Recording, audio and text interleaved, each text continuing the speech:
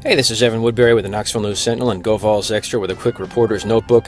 We just left another beautiful day at Haslam Field at UT with skies were blue, pleasant weather.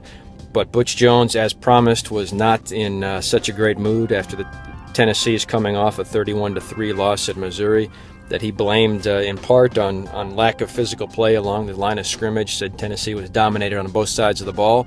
And that was very much the theme of the brief viewing period that we were allowed to see as the media. Butch Jones certainly lived up to his side of it. Interrupted stretching at one point, said we don't need no stretching, to go to the Circle of Life drill, which is basically one-on-one competition.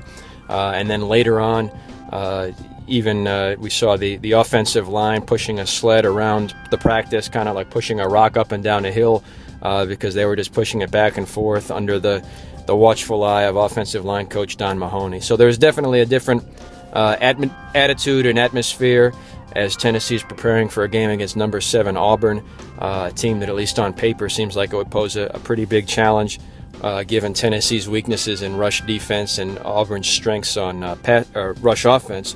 As far as the news and notes, what we saw was that Nathan Peterman was in fact back.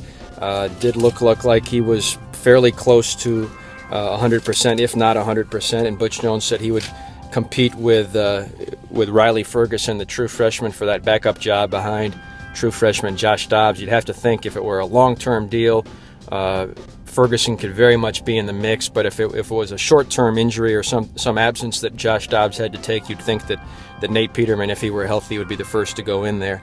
As far as the injury situation, judging by the players wearing green shirts, there wasn't a whole lot to report. A.J. Branisell, the true freshman tight end, was in a green jersey, which is the non-contact jersey, but he's been wearing that a lot this year, and that's nothing new.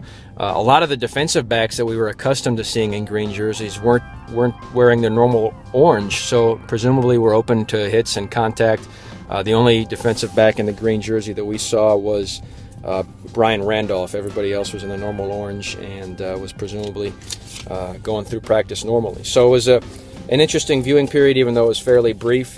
We'll have more interviews with coaches and players after the practice today, and we'll have all of that coverage on GoVolsExtra.com. And, of course, you can follow me at Tennessee Beat on Twitter.